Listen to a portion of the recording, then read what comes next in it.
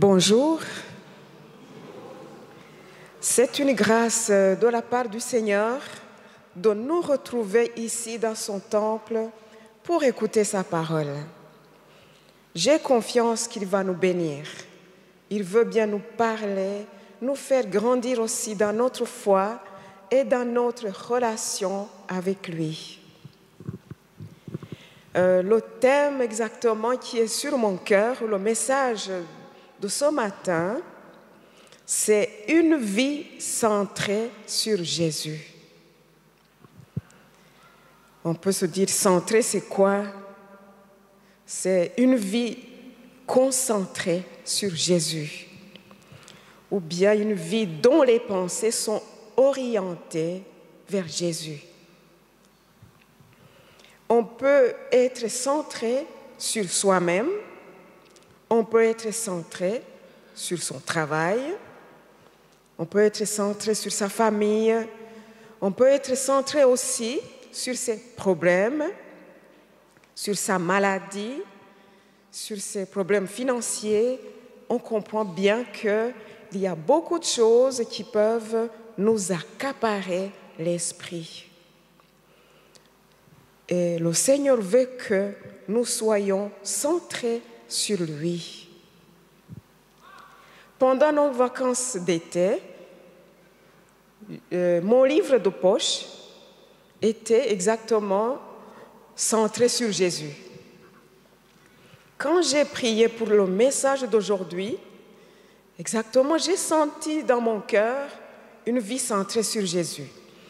Alors j'ai dit, non Seigneur, je ne veux pas me laisser influencer sur ce que j'ai lu. Je veux que tu me donnes le message pour ton Église. Alors moi, j'ai continué à prier pour trouver un autre message parce que je me disais, tes enfants, ils ont leur vie particulière, leurs problèmes. Mais Seigneur, qu'est-ce que tu veux nous dire? Alors, les jours qui suivirent, lorsque je priais dans mon culte personnel, en lisant la parole, en priant, et le Saint-Esprit a développé ce sujet dans mon cœur. Et j'étais de plus en plus convaincue que je devais parler d'une vie centrée sur Jésus. Alors, avant d'aller plus loin, j'aimerais qu'on lise un verset qui se trouve en Marc, chapitre 12, verset 30. C'est le premier commandement de Dieu qui se trouve dans la Bible. Dieu l'a donné à son peuple d'Israël, mais c'est le commandement qui nous concerne, nous aussi.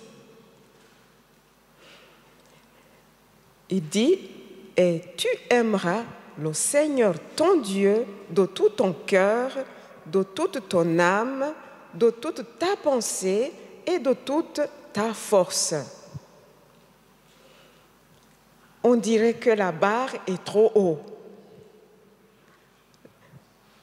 Au cours de ce message, nous allons voir petit à petit comment ces paroles peuvent se réaliser dans nos vies. Mais avant d'aller plus loin, j'aime bien que le Seigneur a dit « Tu aimeras le Seigneur ton Dieu de tout ton cœur, toute ton âme, toutes tes forces. » Il nous veut entiers pour lui. Il n'a pas dit « Tu honoreras le Seigneur ton Dieu, tu respecteras le Seigneur ton Dieu de toute ton âme. » Il a dit non, tu aimeras le Seigneur. Parce que le Seigneur veut avoir une relation d'amour avec chacun de ses enfants. On peut respecter son patron au travail sans toutefois l'aimer. Un élève à l'école est obligé de respecter son prof, même s'il ne l'aime pas du tout.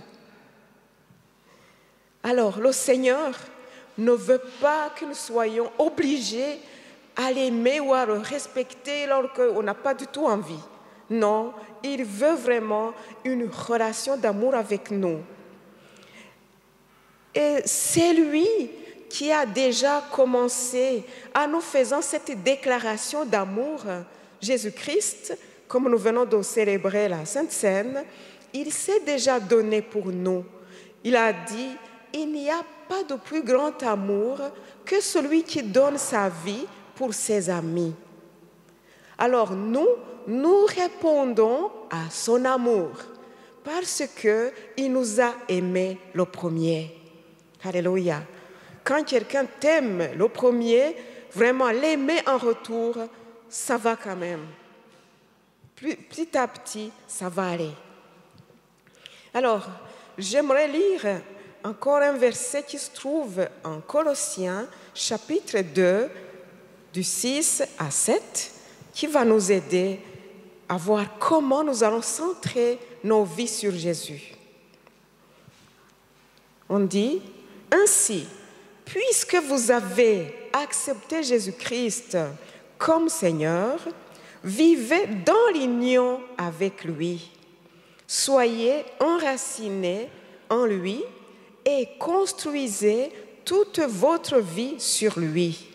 Soyez toujours plus fermes dans la foi, conformément à l'enseignement que vous avez reçu. Et soyez pleins de reconnaissance. Amen.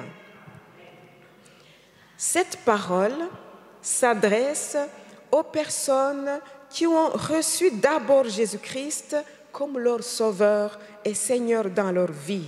On dit, puisque vous avez accepté Jésus-Christ comme Seigneur. Donc, c'est la base d'abord. Avant d'aller plus loin, dans la vie chrétienne, la base ou le fondement est là. C'est d'accepter Jésus-Christ dans notre vie comme Sauveur et Seigneur. Et puis après, nous allons pouvoir fonder notre vie sur lui. Mais sinon, avant, on peut entrer dans l'église, tout le monde prie et on prie. Tout le monde loue, on loue. Mais sans avoir accepté Jésus-Christ comme Seigneur, ça ne marche pas. Nous n'avons pas reçu une connaissance sur Jésus-Christ. Nous avons reçu Jésus en personne dans notre vie. Alléluia. Nous avons reçu Jésus lui-même, pas une connaissance sur lui. Alors, nous allons vivre dans l'union avec lui, vivre notre foi en étant unis à lui parce qu'il est en nous. Il fait partie de notre vie. Alors, on continue. Au verset 7, on dit « Soyez enracinés en lui ». Nous avons quitté le monde des ténèbres. Si nous ne sommes pas enracinés profondément en Christ, notre ancien maître que nous avons quitté, il va tout faire pour nous récupérer. Mais si nous sommes enracinés en Jésus-Christ, profondément, pas superficiellement, nous allons tenir. Donc, il ne suffit pas seulement d'accepter Jésus-Christ comme Sauveur, mais il faut aussi être enraciné en lui. Et puis, construisez toute votre vie sur lui, toute notre vie. Il n'a pas dit certains domaines de notre vie, c'est toute notre vie. Toute notre vie familiale, toute notre vie professionnelle, votre carrière, notre vie spirituelle, nos loisirs, nos relations, nos séries télévisées et tout ce qu'on veut. C'est Jésus au centre. Construisez toute votre vie sur lui. Et en plus de cela, soyez toujours plus fermes dans la foi, conformément à l'enseignement que vous avez reçu. Que notre foi soit ferme et cette foi est basée à l'enseignement que nous avons reçu. L'enseignement, c'est la parole, rien d'autre que ça. Notre foi est basée sur la parole de Dieu. Alors, le premier point, là, c'était toujours l'introduction. Le premier point dit que une vie centrée sur Jésus demeure en lui. Pour mener une vie centrée sur Jésus, nous devons demeurer en lui. Nous allons nous baser sur les paroles qui se trouvent à l'évangile de Jean 15, 4 jusqu'à 5. Jésus a dit, « Demeurez en moi, et moi je demeurerai en vous. Un sarment ne saurait porter du fruit tout seul, sans demeurer attaché au cep. Il en est de même pour vous. Si vous ne demeurez pas en moi, vous ne pouvez porter aucun fruit. Je suis le cep de la vigne. Vous en êtes les sarments. Celui qui demeure en moi et en qui je demeure portera du fruit en abondance. Car sans moi, vous ne pouvez rien faire. » Amen. Nous avons accepté Jésus-Christ comme Sauveur et Seigneur, mais il nous demande de demeurer en lui. Comme les sarments demeurent attachés au cep pour pouvoir porter des fruits, nous aussi, il nous demande de demeurer en lui, parce que sans lui, nous ne pouvons rien faire. Nous ne pouvons porter aucun fruit. Nous ne pouvons pas vaincre le péché. Nous ne pouvons même pas mener notre vie chrétienne sans demeurer attachés à Christ.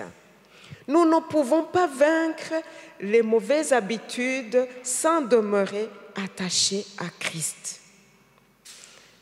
Une vie centrée sur Jésus demeure en lui constamment parce que nous ne pouvons rien faire sans lui.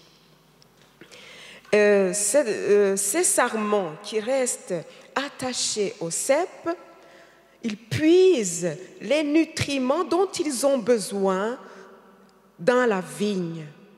C'est de la même manière que nous aussi, nous puisons tout ce dont nous avons besoin en Jésus-Christ pour mener une vie victorieuse, une vie chrétienne victorieuse.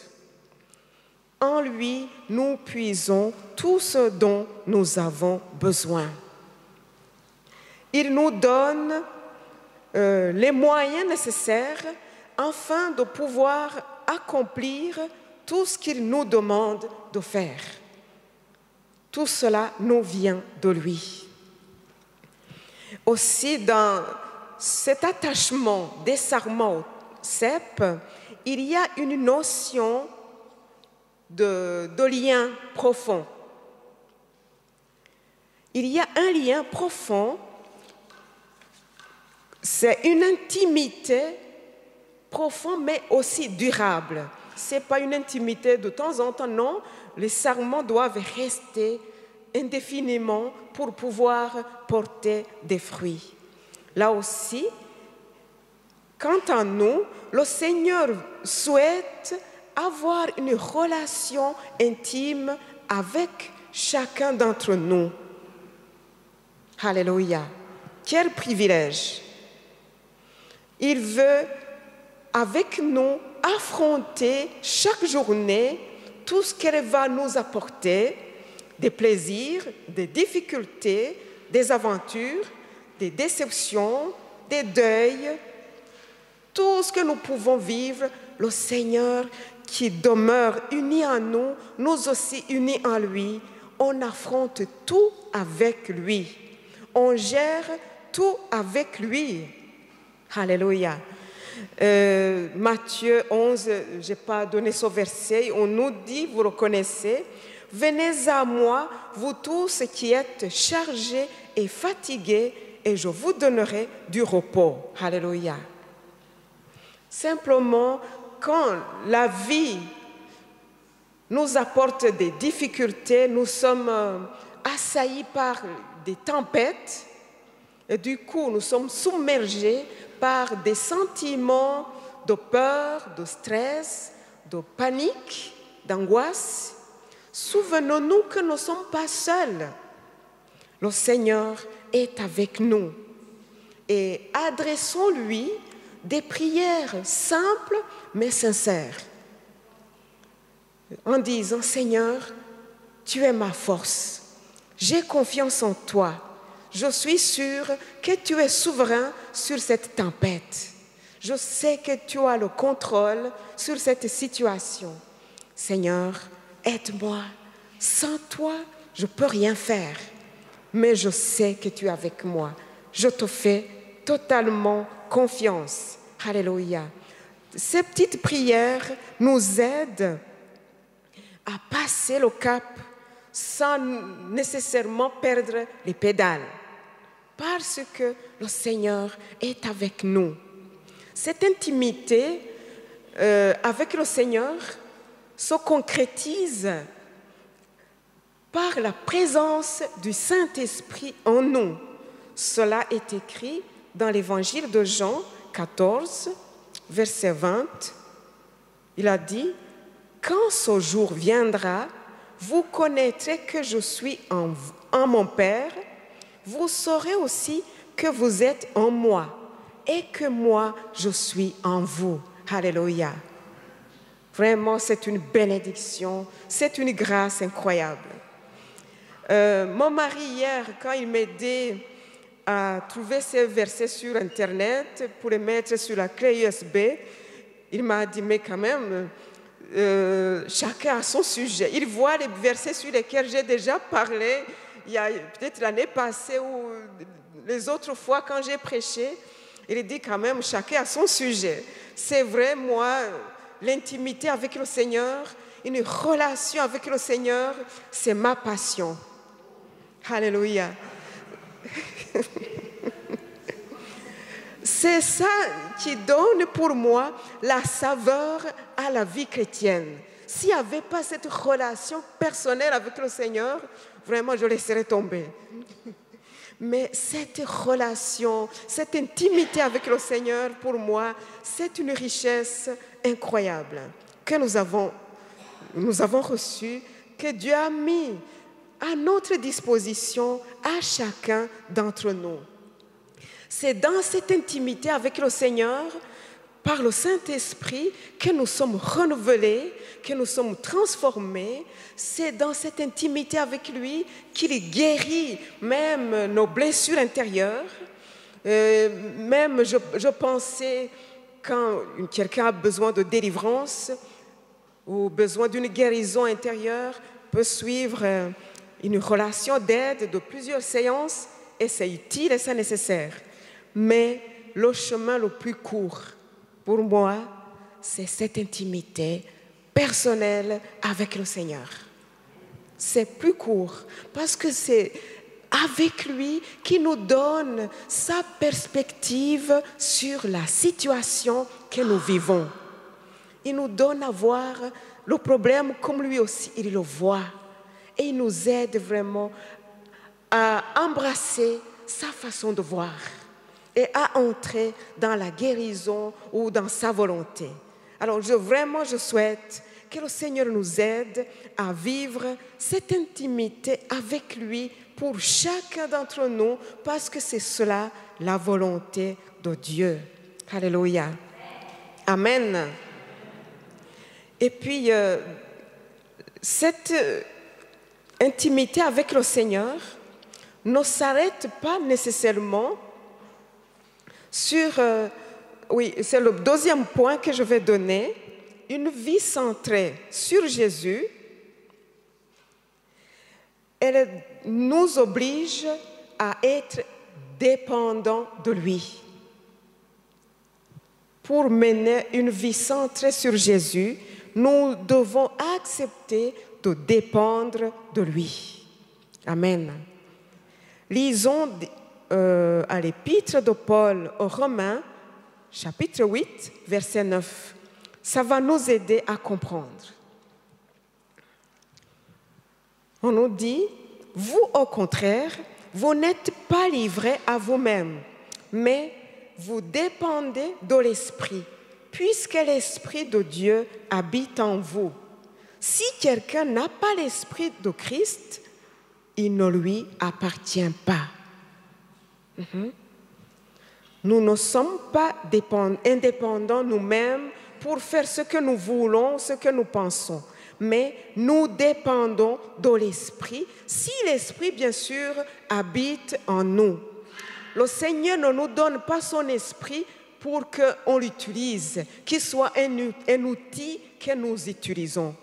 Mais il le met en nous pour que nous soyons dépendants du Saint-Esprit. Parce que dans notre dépendance au Saint-Esprit, c'est là où il nous enseigne, c'est là où il nous corrige, il nous montre qu'est-ce qui ne va pas, il nous montre ce qu'il faut faire, ce qu'il ne faut pas faire. Donc, nous devons dépendre du Saint-Esprit. Que le Seigneur vraiment nous aide à dépendre totalement de lui.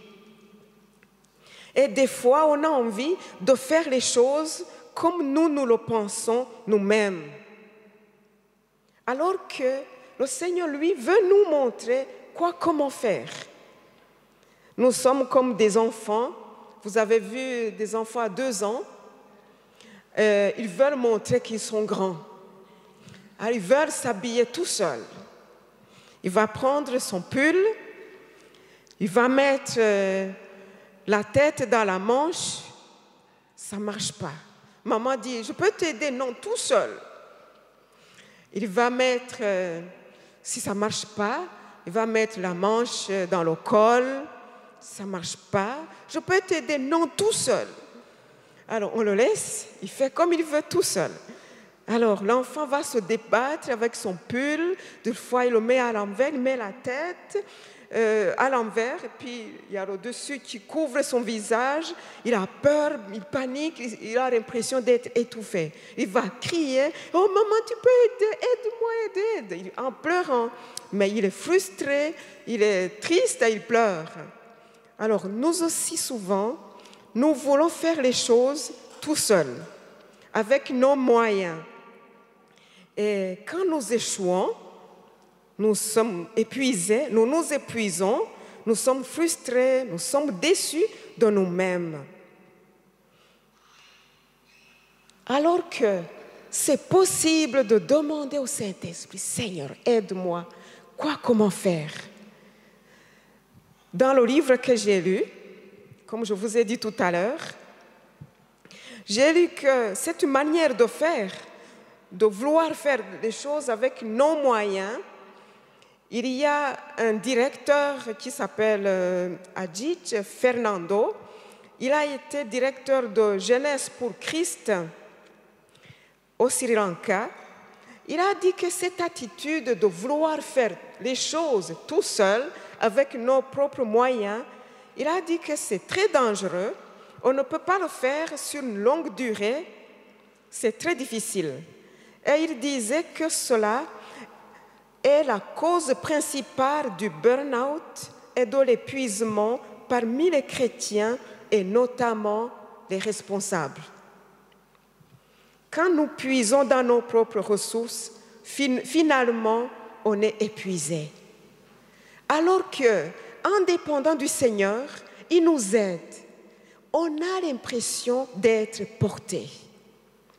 On fait les choses avec lui, on a l'impression d'être porté. Il y a quelques années en arrière, j'ai été dans un camp à Bruxelles, un camp pour les femmes. On avait des séances avant midi, après-midi, le soir. Et puis, à la fin, la nuit, après les réunions, on a prié pour ceux qui avaient les besoins de prière. On a pris beaucoup de temps de prière et comme ils étaient nombreux, il a fallu écouter, prendre du temps. Ce n'est pas au culte ici, on n'a pas beaucoup de temps, mais pendant le camp, on a le temps, on est là pour ça. Et des fois, on s'est couché à 3 heures du matin et on devait se lever tôt, vers 6 heures, pour aller à l'intercession. Et avant, je me disais, je vais être fatiguée le lendemain, ça sera très difficile. Pas du tout. Incroyablement, moi-même, je ne comprenais pas comment je n'étais pas fatiguée. Je me sentais portée. On dirait que je nageais. Et à ce moment, j'ai compris ce que je suis en train de dire. Quand nous sommes dépendants du Seigneur, on est porté. Vraiment, on ne puise pas en nous-mêmes. On donne ce que nous recevons. Nous sommes comme un canal. Le canal reçoit juste et le canal fait couler ce qu'il reçoit.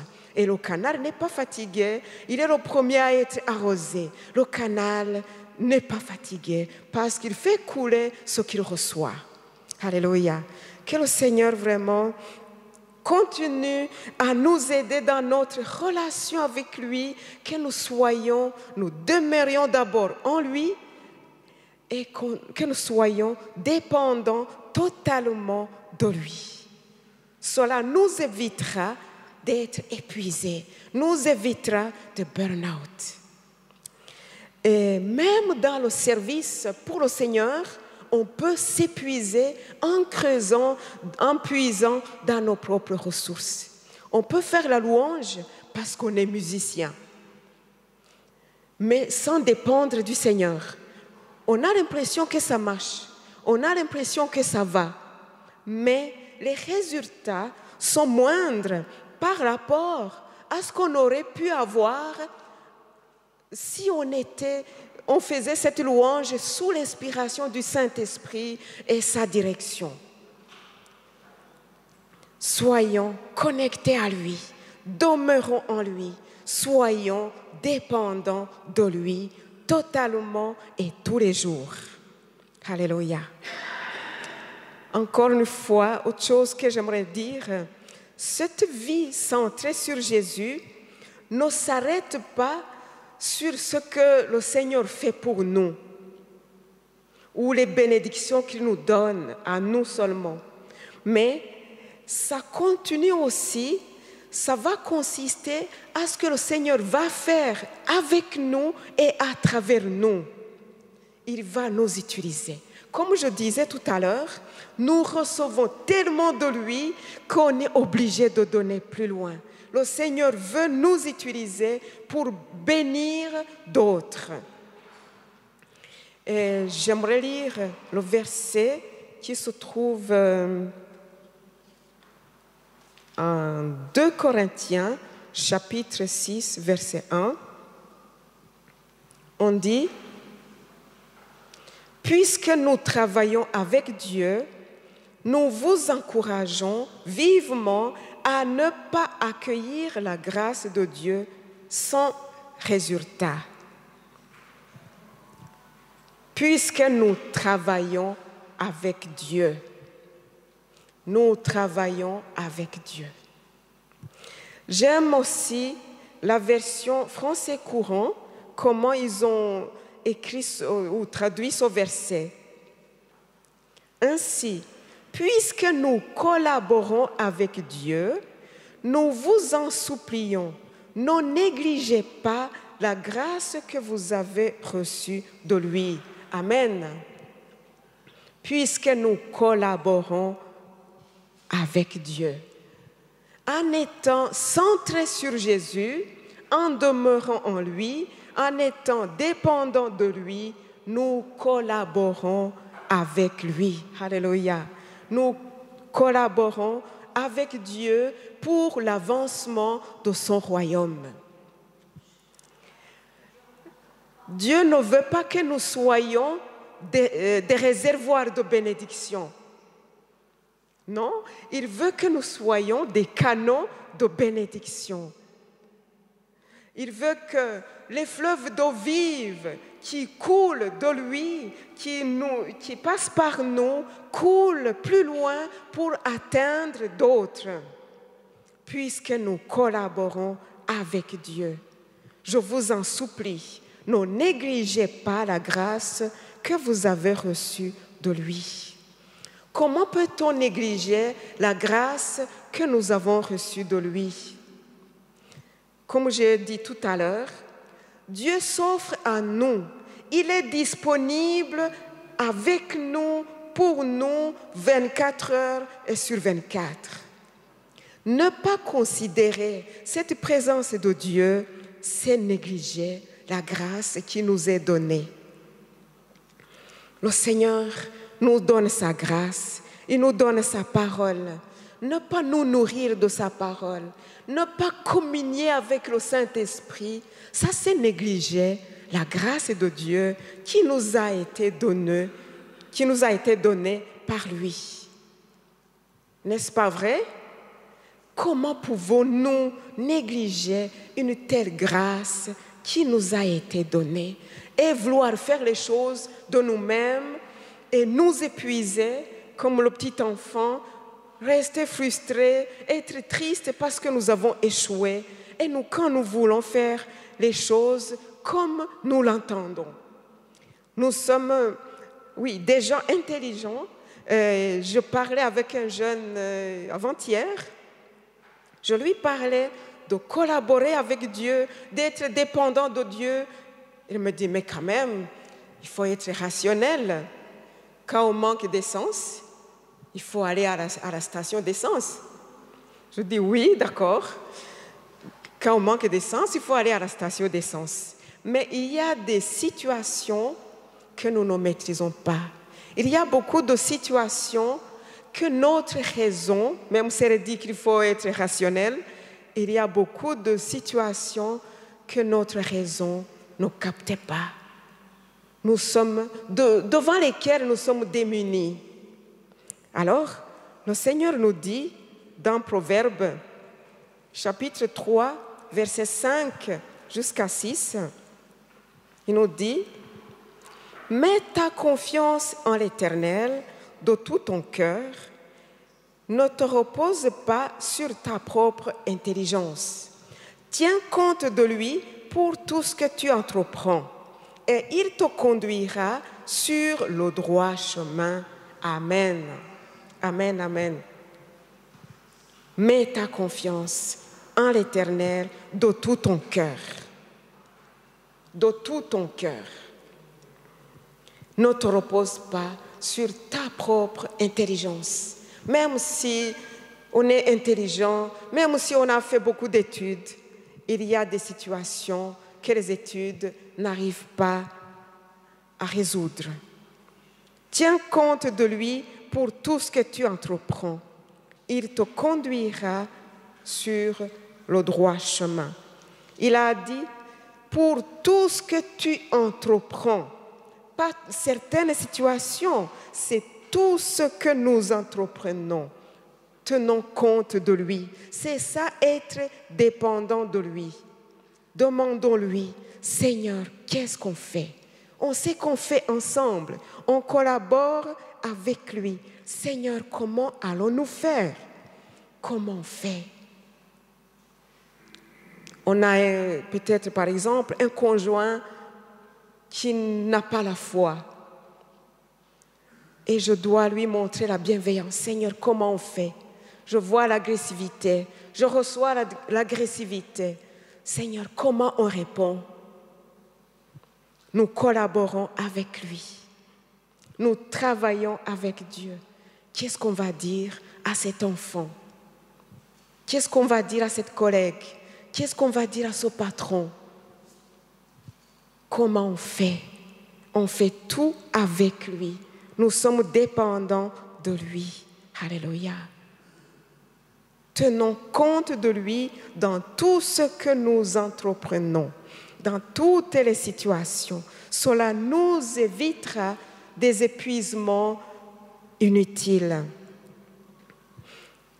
Et cette vie qui demeure centrée sur Jésus, jour après jour, ou bien tous les jours, en étant dépendant totalement à son égard. Il y a un pasteur écrivain écossais, c'est William Barclay. Il a décrit cette attitude. Donc, dans cette attitude, quand nous sommes dépendants de Dieu, demeurons en lui, il dit, nous laissons entrer dans notre impuissance, dans notre fatigue, un surgissement de vie nouvelle et nous sommes alors équipés pour accomplir l'irréalisable, affronter l'inimaginable et supporter l'insupportable. Amen. Alléluia. Gloire à Dieu. En étant dépendant de notre Seigneur, même en étant fatigué, Dans notre épuisement, comme Paul a dit, la puissance de Dieu se manifeste dans notre faiblesse. Alors, il y a un jaillissement de vie nouvelle qui vient vers nous. Et dans ces moments, nous sommes équipés pour accomplir l'irréalisable, pour affronter l'inimaginable, même pour supporter l'insupportable. Gloire à Dieu vraiment. Profitons de cela, soyons connectés à lui, demeurons en lui, soyons dépendants de Dieu ou de Jésus tous les jours de nos vies, dans toutes les situations. Vraiment, ne négligeons rien, ne négligeons pas cette grâce que Dieu nous a donnée. Comme je disais tout à l'heure, dans notre intimité avec le Seigneur, c'est là où nous lui confions, nous discutons avec lui, nous nous entretenons avec lui sur ces situations qui nous dépassent, que nous ne comprenons pas. Et cette intimité, vraiment, elle est inégalable. Et comme j'ai lu le premier verset qui dit « Tu aimeras ton Dieu de tout ton cœur, toute ton âme, toute ta force », dans ce cas, aimer Dieu, ce n'est pas un problème, ça va de soi, ça devient naturel. C'est le Saint-Esprit en nous. Il nous fait aimer notre Seigneur de toute notre force, de toute notre pensée, toute notre âme, tout notre être. On s'abandonne à lui. Dans notre intimité, on se retrouve en train de dire « Seigneur, je te donne tout ce que j'ai, tout ce que je suis. Fais de moi tout ce que tu veux. Seigneur, je t'appartiens. Tout ce que j'ai, tout ce que je suis t'appartient. » C'est dans cette intimité que ça se réalise. C'est cela que je disais. Ce commandement, on pourrait dire que la barre est trop haute.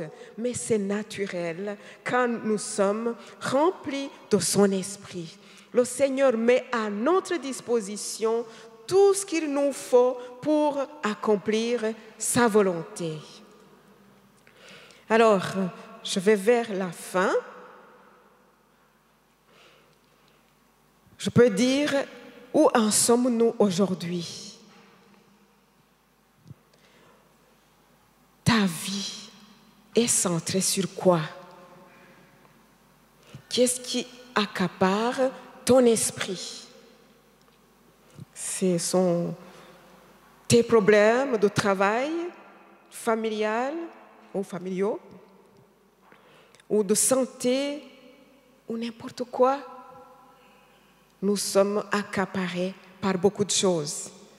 Dans notre prière en bas, nous avons lu un verset, c'était Colossiens chapitre 3, le premier verset nous disait « Préoccupez-vous des réalités d'en haut et non des réalités terrestres. » Préoccupez-vous des réalités d'en haut. C'est vrai, ce que nous vivons, ce sont des vraies réalités. Mais notre Seigneur est aussi une réalité. Sa puissance, c'est aussi une réalité. Alors, que vraiment on ne focalise pas que sur des réalités terrestres, mais que nous focalisions sur les réalités célestes. Quand je priais hier soir pour ce message, j'ai eu cette pensée dans mon cœur qui disait « Plusieurs sont dans l'épuisement parce qu'ils continuent de puiser dans leurs propres ressources déjà à sec. » Et le Seigneur leur dit « Venez à moi, vous tous qui êtes chargés et fatigués, je vous donnerai du repos. » Peut-être vous êtes dans l'épuisement, vous êtes fatigués parce que vous puisez dans vos propres ressources alors qu'ils sont déjà à sec depuis longtemps. Le Seigneur nous demande de venir vers lui. Venez à moi, vous tous qui êtes chargés et fatigués. Je veux vous donner du repos. Le dernier verset que nous lisons se trouve en Éphésiens chapitre 6, verset 10.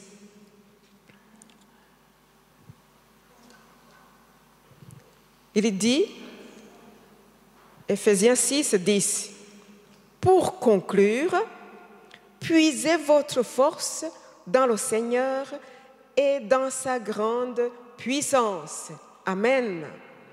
Pour conclure, puisons notre force ou nos forces, tout ce dont nous avons besoin dans le Seigneur et dans sa grande puissance, dans sa puissance intarissable.